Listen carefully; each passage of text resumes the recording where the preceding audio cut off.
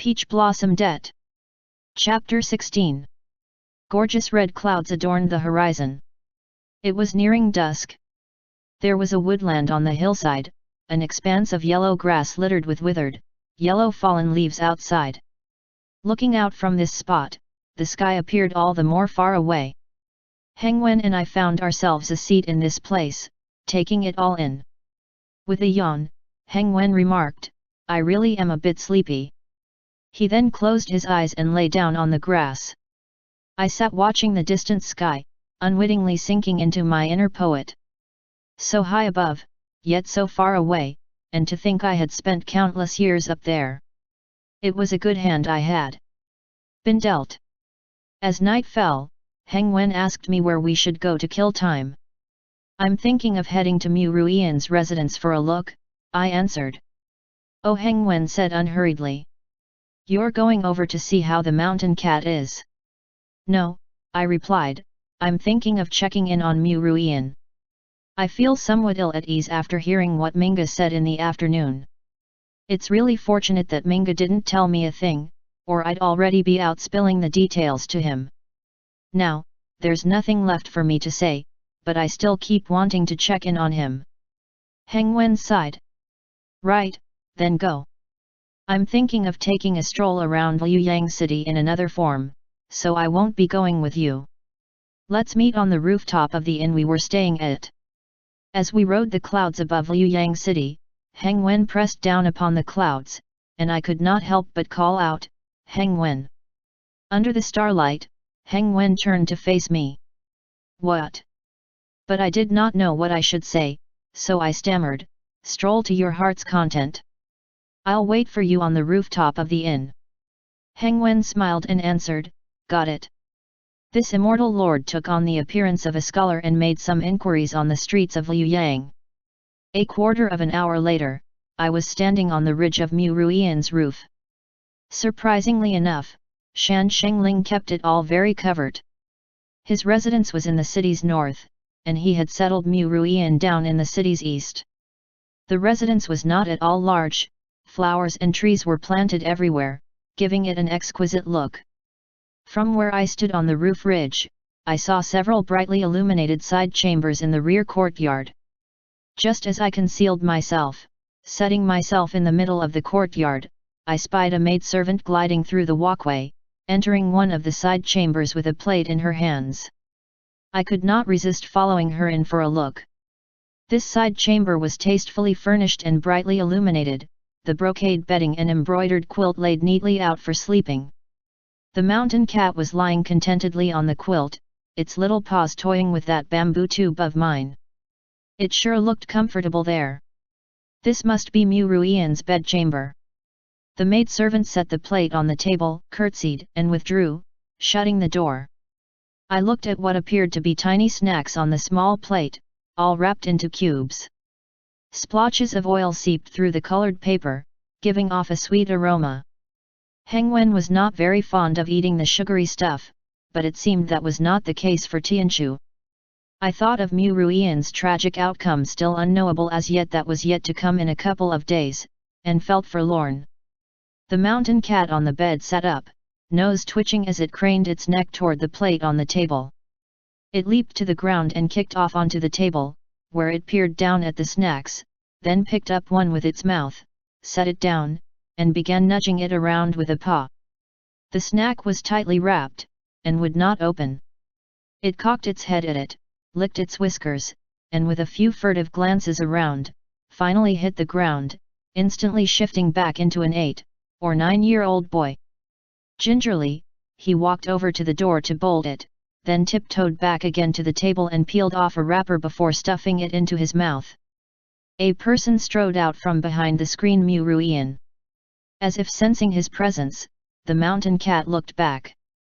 The color drained from his face, and he turned to escape, but Mu Ruian grabbed him by the shoulder. All at once, the mountain cat cried out and began to squirm out of his hold. He raised a hand to claw the offending arm. Acting quickly, this immortal lord reached out and calmly lifted his front claw. The mountain cat's hand paused for a moment, the force of his blow weakened, but even so, there was still a ripping sound as he shredded several strips of fabric from the sleeve of Mu Ruian's light-colored silk robe. I recited a binding spell that tied the mountain cat's hands together with an invisible thread. Unable to exert force, his attempts were reduced to writhing and struggling. He lowered his head in an attempt to bite Mu Ruian's wrist, but he always missed by just a fraction or two.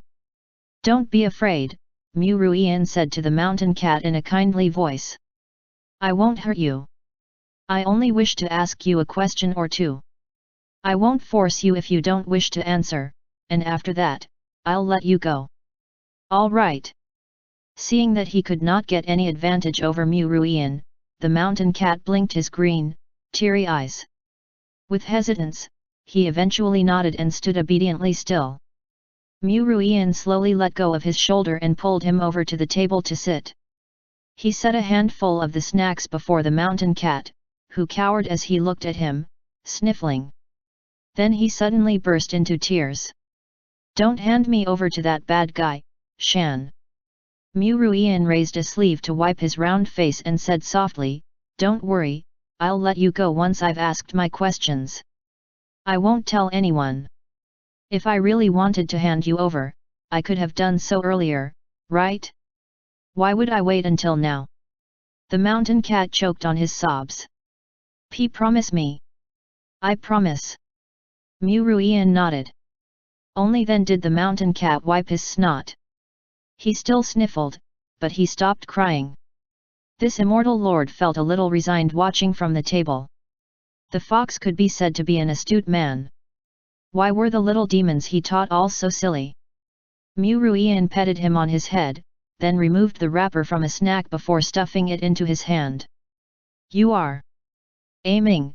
he asked gingerly. The ears on the mountain cat's head twitched. He nodded. "It's a lovely name. Who gave it to you?" Mu Ruian asked. "The Great King gave it to me," the mountain cat answered in a small voice. Mu Ruian smiled. "Actually, I just want to ask you where you got that bamboo tube on the bed." The mountain cat answered falteringly in a thin voice, "It belongs to that old Daoist priest whom the immortal song was disguised as. I took it to play with it." His words were like a punch so out of left field that it made this immortal lord see stars. From the spot where I was watching, invisible, I was this close to pounding my chest and stamping my foot. Several days of painstakingly building up my identity, only for it all to crumble apart because of this brat's expose. Mu Ruian's expression changed slightly, his brows now knitted, although his tone still remained neutral. "Are you talking about that old Daoist priest who was with that young master?" After eating a piece of Mu Ruian's snack, the mountain cat grew bolder. "That's the one, the immortal with the other immortal, Qing Jun, who was disguised as the young master. The Great King likes that good-looking Qing Jun, so he wouldn't let me go to Qing Jun for hugs. That song immortal is so scary when he's disguised as the old Daoist priest. He doesn't like it when the Great King asks Qing Jun for hugs, and he's very fierce toward the Great King. That's why he never plays with me. So I took his bamboo tube to play with. This immortal lord would like to slam myself against the wall now." Mu Ruian hesitated. "Could it be that the snow fox is your Great King?" he asked. The mountain cat nodded. Mu Ruian closed his eyes, and said slowly, "All right, that's it. Thank you. If you wish to leave, leave quickly." He withdrew a handkerchief that he wrapped the snacks in, then set it in the mountain cat's lap. He stroked the cat's head one more time. "Don't worry. There's no one powerful in this courtyard now. That Shan person won't come over either. No one will know if you leave quietly. What other snacks do you like? I'll get someone to bring you more." With snacks in both hands, the mountain cat looked at Mu Ruian with shining green eyes. "Why you're a good person," he suddenly said. "I don't want your snacks. That bad guy Shan and a Daoist priest in blue clothes captured all my brothers and sisters. Do you know where they are?" Mu Ruian was momentarily taken aback. "I have no idea." Tears trickled from the silly cat's eyes again. Mu Ruian wiped them away with his sleeve. How about this, he said gently. If I find out, I'll definitely think of a way to let them go. The mountain cat rubbed his snot on Mu Ruian's sleeve and sobbed. You're a human who's been transformed from a good immortal, unlike that Shan person who's been transformed from a bad immortal. This immortal lord's head was buzzing from listening to him. Mu Ruian was momentarily stunned, but in no time, he was laughing. Child, why are you going around calling everyone an immortal? Finally, the mountain cat stopped crying. Mu Ruian opened the door for him. Haltingly, he asked of Mu Ruian, do you know where my great king and those two exalted immortals went after leaving the inn? I have no idea where they went after leaving even the prefectural office, Mu Ruian answered. With the bundle of snacks in hand, the mountain cat looked out the door, his expression somewhat lost. Seeing this, Mu Ruian said, if you don't know where to find your great king, why not stay here for a few days? Your great king knows I took you away. He'll surely come looking for you. The mountain cat visibly hesitated as he held the snacks in his arms and peered at Mu Ruian's expression, pondering. Eventually, he gave a timid nod of his head. And so, he returned to the chamber, ate 2 snacks, and transformed back into his original form. Surprisingly enough, it chose to snuggle in Mu Ruian's lap, and fell asleep. This immortal lord could not help but wipe my forehead. Mu Ruian set the mountain cat gently onto the bed, then pushed the door open to leave the side chamber. Perhaps because he always liked to stand alone in the yard, there were no maidservants or young servants around to wait on him. I followed him to the courtyard, where he stopped to stand in silence by a plantain tree. This immortal lord pondered it over for a moment, then circled around to the shadow of the tree opposite him. Manifesting myself, I walked out from the shadows and cupped my hands in a greeting. Young Master Mu. In supernatural tales, the wandering ghosts always operate from the night like this. What's more, the breeze was gentle here, and the moonlight dim.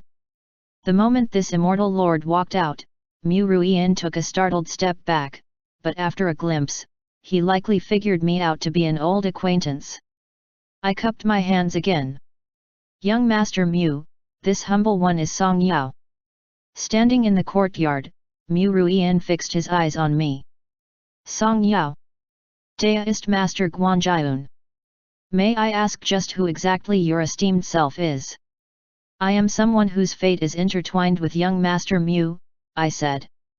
In the past, young Master Mu committed a grave wrong, and now must suffer all your current hardships. Karma is looming right ahead. Young Master Mu, please stop before it's too late. If you sincerely repent now, there may yet be room to turn back. Oh, Jade Emperor!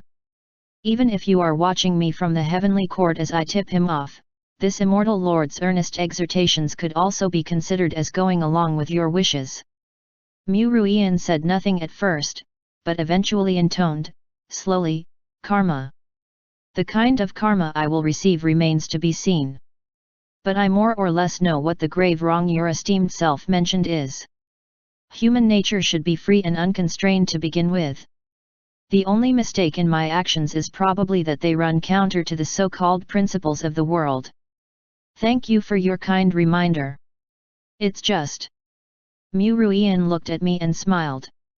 I must have ended up where I am today because I was unwilling to turn back and repent in the first place.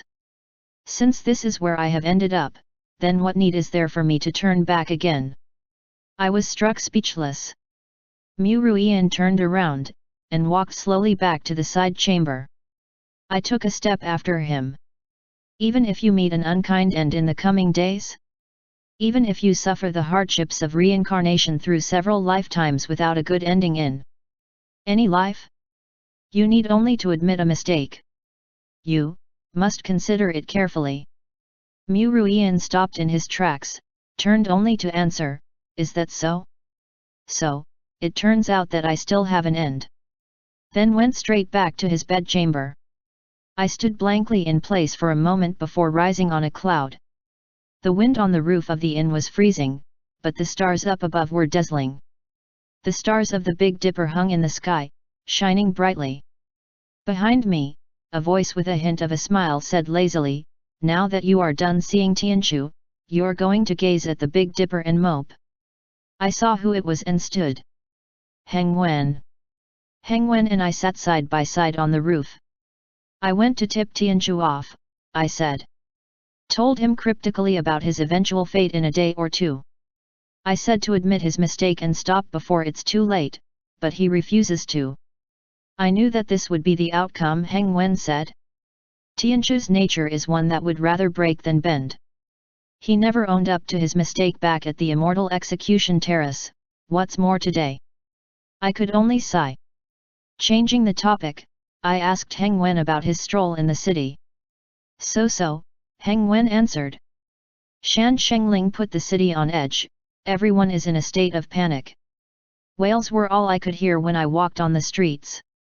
"Did you know that after Xian Li revealed the truth, Shan Shengling killed everyone in the hall after we left to prevent it from leaking out?"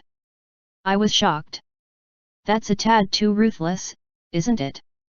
"Indeed," Heng Wen sighed. "Nanming Dijun's ruthlessness has only increased this one trip down to the mortal realm, and he has dragged Tianchu into suffering retribution with him." He lay back on the tiles and drawled, "I wonder what will happen tomorrow." The tiles on the roof were uneven and bumpy, not level or smooth at all. "Heng Wen, lying here is a touch too hard and uncomfortable," I said. "Why don't we go elsewhere? Or you could lean against me while you sleep. You haven't got the chance to rest these couple of days." Heng Wen sat up at once. Eyes that were like pools of ink gazed into mine. He chuckled. "What has gotten you so broody?" I was this close to blurting out the truth. Fortunately, my willpower was strong enough. I could only say, "You. Using your powers is physically taxing. Besides, Heng Wen's eyes came closer and closer into view, his voice a low baritone, "What about you?" I gulped, and cleared my head with thoughts of the mortal realm observation mirror. "Heng Wen, I always felt that being able to ascend to the heavenly court, becoming an immortal, was a blessing heaven just dropped into my lap." Heng Wen raised his eyebrows, withdrawing to sit upright. "That good?" "Yes," I answered. The breeze was chill around us, the clear moon outlined a sleeping city in light. On the ridge of the roof, I heaved a long sigh. "Heng Wen, you have never been to the human world, so you don't know that here, 100 years is but a far-fetched dream. Yet in the heavenly court, one could look forward to an everlasting eternity." Heng Wen had fallen asleep against the roof tiles.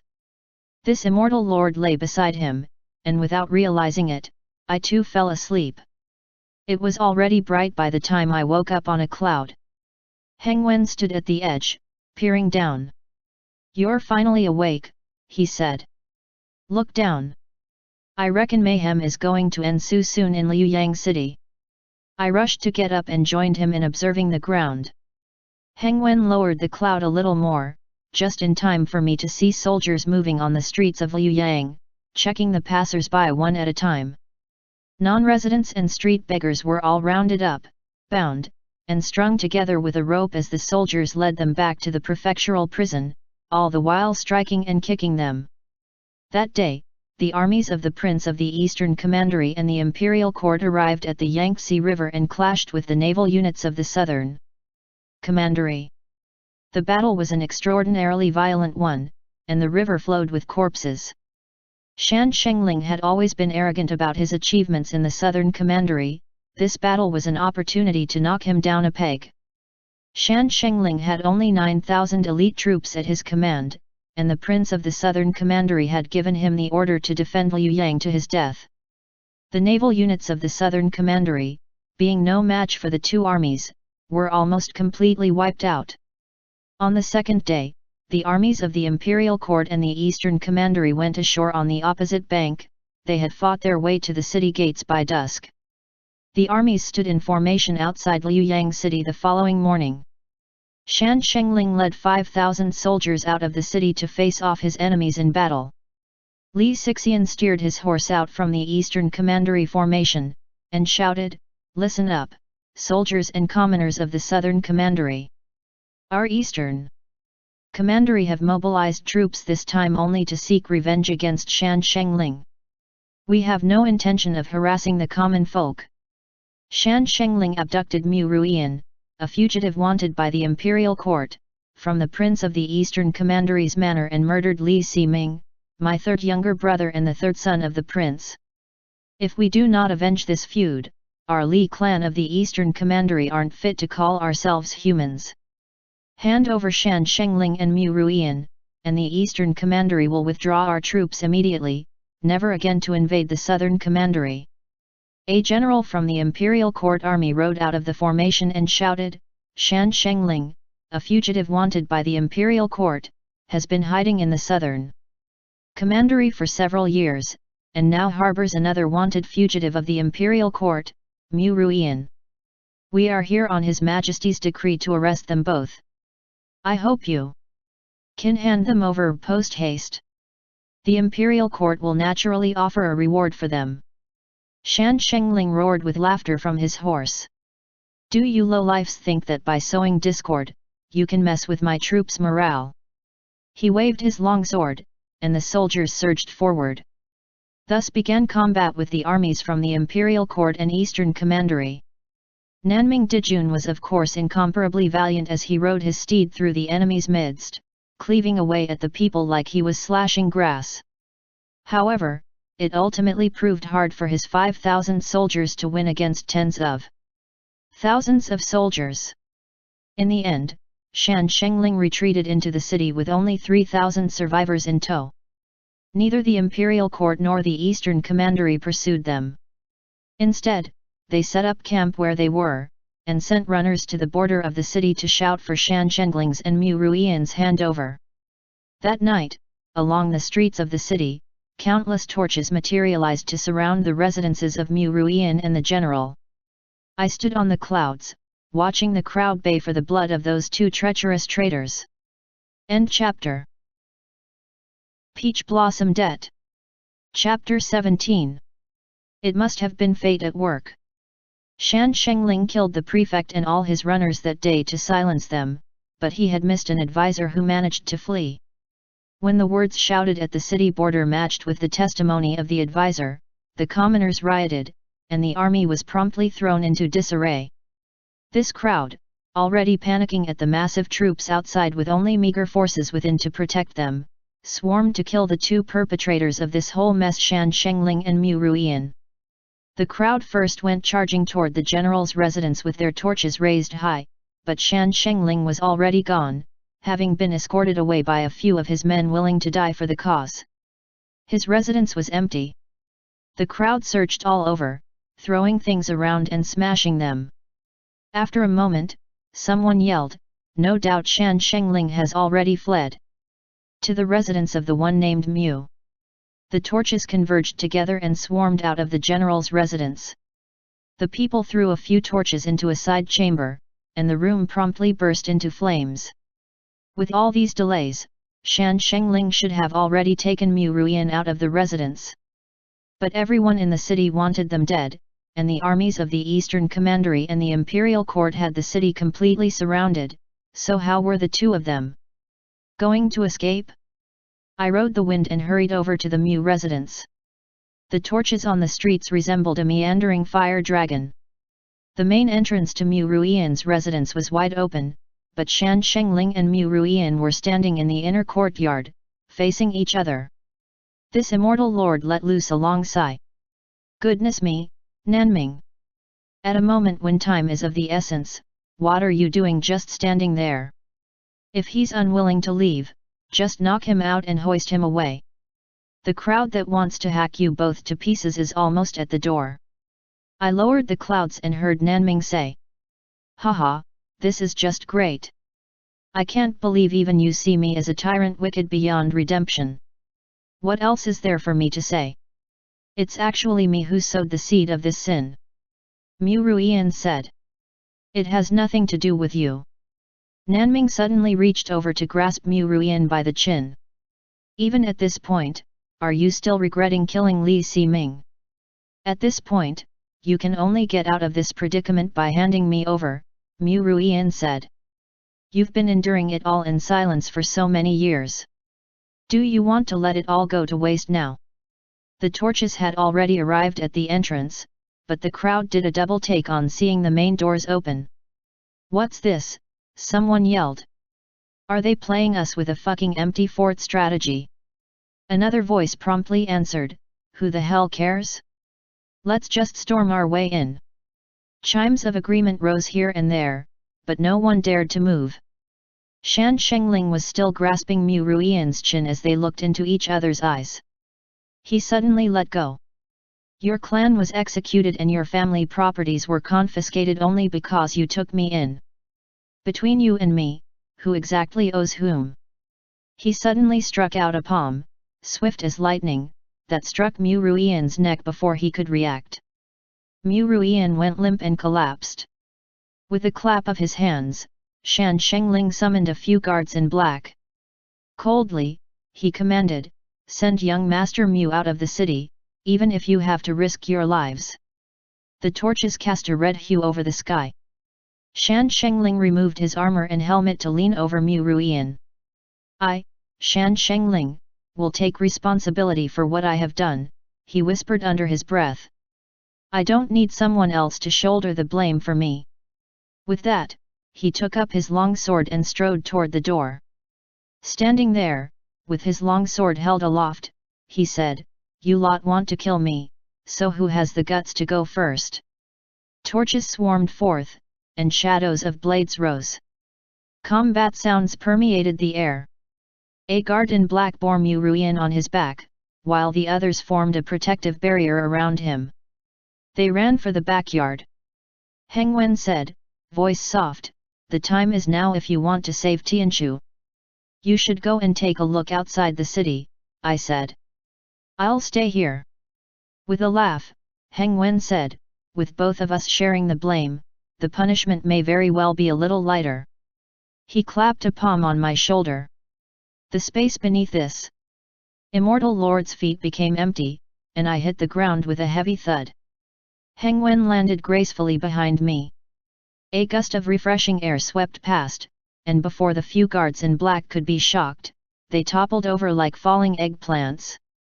Heng Wen and I rode the clouds up, this time with Tianju in tow. Outside the entrance to Mu Ruian's residence, blood splashed like a river.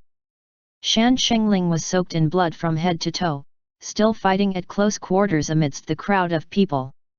Heng Wen flicked a finger, sending a blue light to land on Shan Shengling. Nanming was once a Dijun, after all. Since we've saved Tianchu, let's shield him with a spiritual barrier for a while. I suddenly spotted a tiny figure huddled on top of the enclosing wall of Mu Ruian's residence. Isn't that the mountain cat spirit? I blurted in astonishment. Heng Wen focused his gaze over. Indeed it is.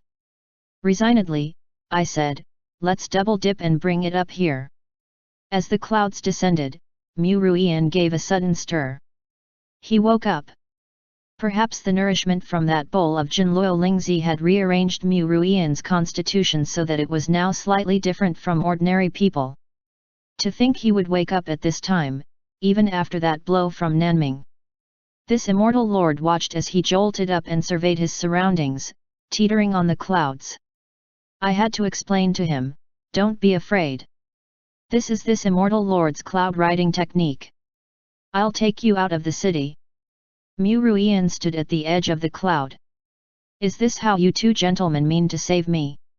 My silence was my assent, and Mu Ruian responded mildly, you've already said that this is my deserved outcome. The debt that I owe must be repaid. I have no wish to know about what happened in my previous incarnation, but now, I wish to have an ending. Please grant me this. The silhouette of him moved as he made to throw himself down. I snatched his arm, and in a moment of desperation, I had no choice but to say, you don't owe me a thing. Actually, the truth is that I am the one who owes you. Mu Ruian fixed his eyes on me, and I declared, I'm Li Siming. Mu Ruiyan looked at me, his expression calm and still. Li Siming was a disguise of mine, as was Guanjianzi, I said. If you don't believe me, I reached the other hand under the chest of my robes and pulled out a jade pendant. I held it out before him. This jade pendant of yours is still with me. That day in the Prince of the Eastern Commandery's manor, I fooled you and made a show of throwing it into the pond, but I actually hid it away. I heaved a sigh and spilled it all. I descended to the mortal world on orders to set up trials for you. You were originally Tianchi Xingjun of the Heavenly Court, but you violated the laws of heaven and were banished to the human world together with Nanming Dijun, Shan Shengling. My orders were to set up love trials for you in this life, and many of the unkind deeds I've committed were done deliberately. I deserved that one stab of yours, so you owe me nothing at all. Mu Ruiyan looked at the jade pendant in silence until he suddenly said, slowly, this jade pendant. I've had it for as long as I can remember. It was supposedly a gift from an itinerant Daoist priest, who said that this jade pendant and I have an affinity from a past life. Be it past life or present life, or the identity of so-and-so, what does it all matter? That clear gaze moved until it landed on my face. Since it's heaven's punishment, then there exists an outcome. This immortal lord's heart became flooded, then, with emotions innumerable, indescribable. A blinding flare of lightning suddenly flashed from beneath us. I whipped my head around and looked down to the ground. Something's not right, Heng Wen remarked. Shan Shengling was amidst the crowd, slashing and killing left and right, spent and exhausted. The barrier Heng Wen had cast on him had already dissipated, slashes riddled his body. More and more people surrounded him, their blades and axes falling in unison. It looked like Shan Shengling was about to meet a violent end under the blades of the crowd. One long axe hacked down heavily on Shan Shengling's shoulder. Blood spurted and splashed onto the wall of Mu Ruiyan's residence, right beneath where the tiny, dark figure of the mountain cat huddled. In an instant, a blinding flare of lightning enveloped the wall. This immortal lord stood on the clouds and heard a sharp howl penetrating the skies. The mountain cat spirit's silhouette loomed against the wall, growing bigger and bigger. The flare of lightning enveloped Shan Shengling, and all those people encircling him let loose blood-curdling screams. There was a crash, several charred and stiff corpses had toppled to the ground. When the howl was about to trail off, this immortal lord saw a strange, gargantuan beast leap off the wall amidst the sizzling lightning to land before Shan Shengling. It pounced on the crowd, and blood burst everywhere. This immortal lord was stunned, frozen on the clouds. The snow lion, Heng Wen muttered under his breath. To think it's the snow lion. The legendary ferocious spiritual beast, the snow lion. My grip on Tianchi's left arm slackened in spite of myself. I looked at Heng Wen, but before I could say a word, my hand turned up empty. My heart went cold, and I whipped my head back. Mu Ruiyan had already leaped off the clouds. A violent gale rose, instantly sweeping Mu Ruiyan into the clouds. This immortal lord hurriedly jumped off the clouds, only to suddenly bounce off a divine barrier. A piece of cloud appeared in wisps beneath my feet, buoying me, and a figure flitted past me. I'm afraid it'd prove hard to deal with the snow lion with your cultivation. I'll go. With these words, his figure disappeared among the wind. I howled his name and reached out, but my hand grabbed nothing but empty air. Mu Ruiyan plunged fast. Heng Wen, too, moved fast. To my surprise, that cloud fettered my legs, rendering me immobile. The mythical beast's great sharp claws swiped toward Mu Ruiyan as he was about to fall right before its eyes. Heng Wen brandished forth divine light to block the blow, then wrapped a silk sash around Mu Ruiyan to hold him fast. The mythical beast flew into a violent rage. Several bolts of lightning instantly struck down, and Heng Wen warded them all off with a sweep of his sleeve. I struggled, doing everything I could in midair to charge down too, but I could only watch helplessly as the claw of the beast slashed down toward Heng Wen's back. I howled his name again, as a shadow lunged forth and slammed Heng Wen out of the way, solidly taking the impact from the beast's blow. Blood dripped from the beast's claws. It suddenly went still, and the shadow fell over to the ground. Furball! The beast howled again. Suddenly swinging its head and whipping its tail, it banged its head repeatedly against the ground. The young and tender voice of a child indistinctly cried, "Great King, Great King, run!" The beast raised its head to the sky and bellowed, its eyes blazing red. With Mu Ruian under his arm, Heng Wen moved to block the beast and save Furball, still on the ground. I exerted all my strength to shatter my cloud binding, and rushed toward the ground. The hair of the beast bristled in fury as it lunged at Heng Wen. It collided against Heng Wen's barrier, sending up a burst of strange light that engulfed all the figures. Amidst the thunderous noise, I heard what seemed to be an out-of-tone howl from me, Heng Wen. A colossal golden shield dropped from the sky and entirely enveloped the strange light and the ground. A hand suddenly clapped on this immortal lord's shoulder. "Song Yao, don't worry.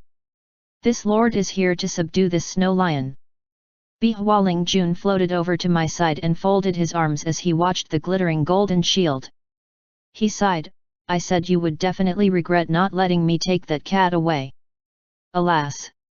Fortunately, this lord has anticipated this scenario, and borrowed Taishang Laojun's spirit-suppressing shield.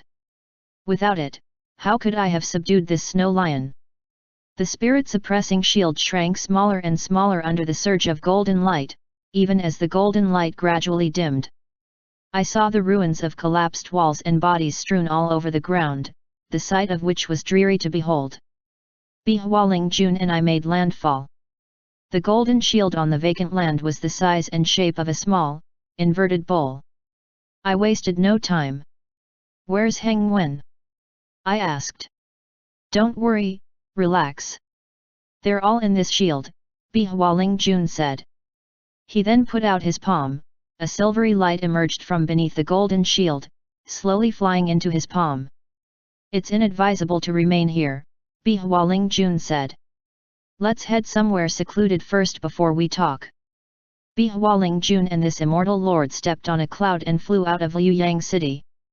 "Song Yao, oh Song Yao, you're really a lucky one," Hualing Jun said. "You divulged heaven's secret and defied the Jade Emperor's decree to save Tianchu. It just so happens that the Jade Emperor is busy with the doctrine dialogue, and Minga has been called away on an assignment. They are both still unaware of what has transpired. Even more coincidentally, Minga has entrusted the mortal realm observation mirror to me and asked me to look out for you." I picked it up for a look the moment he left, just in time to rush over and provide emergency assistance. Listening half-heartedly, my response came in the form of 2 dry laughs. Hualing Jun continued with a sigh, "But the commotion this time is so cataclysmic that no doubt some merit emissaries and patrolling deities will report it to the Jade Emperor." His free hand patted me on my shoulder. "It's only a matter of time before heaven punishes you. At most, I'll be sent to the immortal execution terrace," I said. Once more, Hualing Jun gave a long sigh. Hues of blue washed over the sky in the east, it was already dawn. Hualing Jun and I arrived at a desolate mountaintop. Hualing Jun set the golden shield on the ground and recited a chant. The bowl grew in size. Hualing Jun carefully pried the shield partially open, and picked out a white figure. With his little finger, Hualing Jun laid it into his palm and inspected it. "The snow lion. You've never seen it before, and Heng Wen has only seen it in pictures. This lord had the privilege of seeing it once, which was why I could recognize it at a glance the other day. Nanming Dijun had saved its life before, and it snuck into the heavenly court to save Nanming after he was imprisoned for his crime. I did not manage to capture it then, and it fled a wounded beast. Seems like it possessed that mountain cat to conceal its tracks after coming to the mortal world. It usually slumbers within the cat, but Nanming's blood scent is capable of awakening it. It should have woken up once before, and that was how this lord was able to recognize it. So that's how it was. The so-called person in blue who had saved Nanming had never existed. It was the scent of blood on Nanming that day that awakened the beast, who then killed everyone in the fox's lair and let Nanming go. But the mountain cat did not remember this after waking up. In all probability, the beast had created a false dream in its mind, so that the mountain cat would take it as the whole narrative to recount later. "Bihua," I called out. "Can you stop going on and on? Where is Heng Wen? Tianchu and Nanming?" Yes, you'll see them soon," Bihua Lingjun answered.